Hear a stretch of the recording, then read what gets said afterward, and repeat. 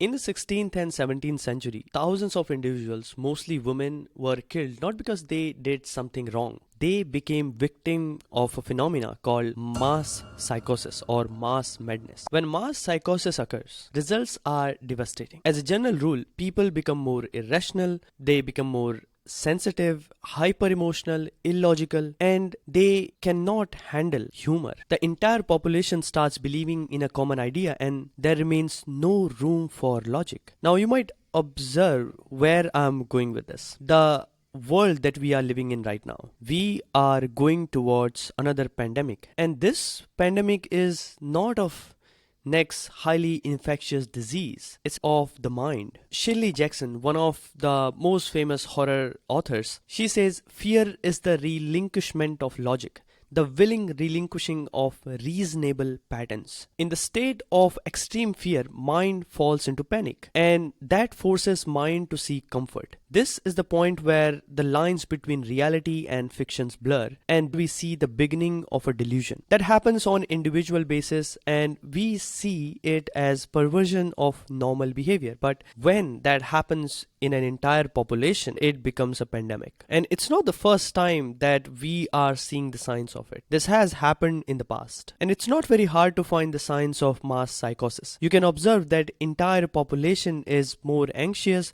they are more scared of fears that are real, imaginary, or even fabricated. In such societies, you can't expect humors to be tolerated, and societies become extremely intolerant, and they lose the ability to make fun of their own identity. The individual finds himself incapable of differentiating from an identity. And the crazy part is, with social media and algorithms that can be easily controlled by the rulers, we now have the most vulnerable population ever, and it's growing exponentially. The next pandemic is pandemic of fear, and I'm not saying this lightly. To understand the patterns of this new pandemic, you need to understand that how rulers in the history have controlled the masses. Killing morality is not one-time event. Before the society becomes extremely vulnerable to a state of mass psychosis, it goes through multiple iterations of fear and calm. And as this pattern repeats, and as we see fear and calm coming back one after another, morality starts losing its relevance. Logics become irrelevant, and emotions reach their peak. This is almost like kill switch of God. Now, before I move ahead in this video, if you are enjoying this video, you can give me a like and you can subscribe to this channel. And also you can comment on what do you think about this topic. Let's get back. What is most interesting about our current society is we have awakened the beast that we have no clue about. In the past, that has been human rulers who come and who die. But now we have a meta layer on the top of the controllers in the world, and that is artificially intelligent algorithms. And most of the people, even creators, have not understood what they have created. I was watching an interview from Sundar Pichai, the CEO of Google, and he talks about this concept of the parts of artificially intelligent algorithm that no one understands, not even the creators and the code developer of the algorithm. And that part is called the black box. In the past, most of these totalitarian ideas were developed by the ruler class of the society. They were hungry for power, and that was their biggest motivation behind controlling the population and creating a consequence of mass psychosis. But today, AI has much more power than individual people. This is why the current pandemic is much more severe than anything that we have seen in the history. Not everyone is tricked by the agenda of the controller.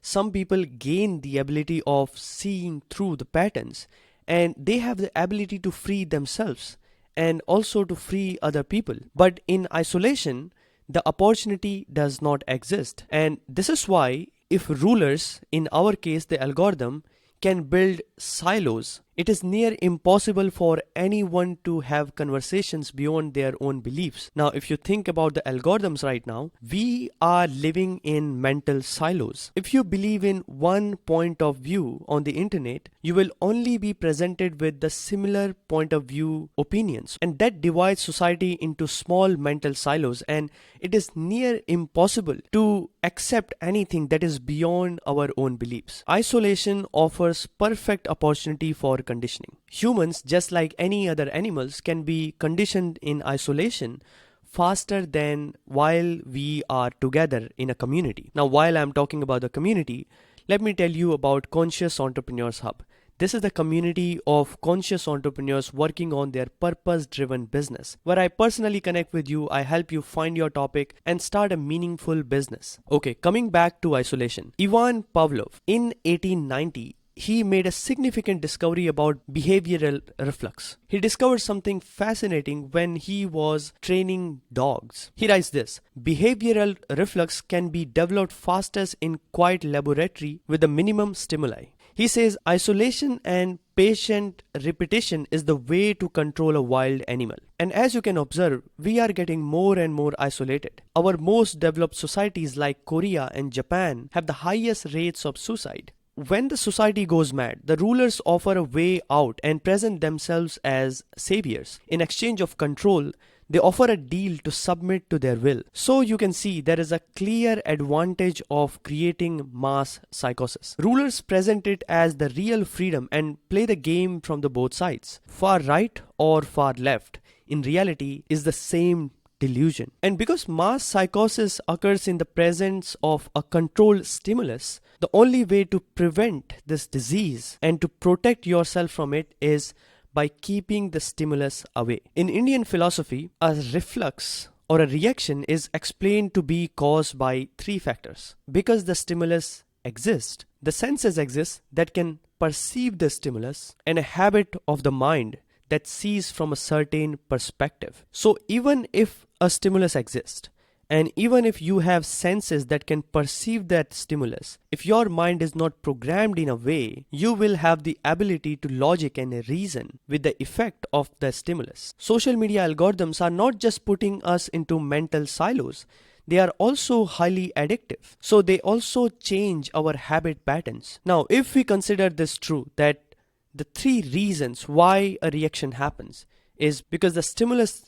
exists and the senses exist and a habit exists. Killing stimulus and changing the habit patterns are two reasonable options. As long time ago, Indian sages discovered, killing the senses does not kill the desire of the senses. And a very popular saying is, everything seems green to a blind of monsoon. That means if you will suddenly turn blind, that won't stop your desire to see. Carl Jung says, for those of us who wish to help return sanity to an insane world, the first step is to bring order to our own minds and to live in a way that provides inspiration for others to follow. It is a conscious mind's responsibility to question their own belief and inspire others to walk along. If you are building a purpose-driven business, you are contributing to the light of the society. If you are on your own spiritual journey, you are discovering your purpose and you want to build something of your own, I invite you to join Conscious Entrepreneurs Hub. I want to end this video with these famous lines from this movie, Coach Carter. This was released in 2005 and I recently watched it. There is a dialogue in this movie that I felt is very relevant to this topic. Our deepest fear is not that we are inadequate. Our deepest fear is that we are powerful beyond measure. It is our light, not our darkness, that most frightens us. Your playing small does not serve the world. There is nothing enlightening about shrinking, so other people won't feel insecure around you. We were all meant to shine as children do. It's not just in some of us, it's in everyone. And as we let our own light shine, we consciously give other people permission to do the same. As we are liberated from our own fear, our presence automatically liberates others.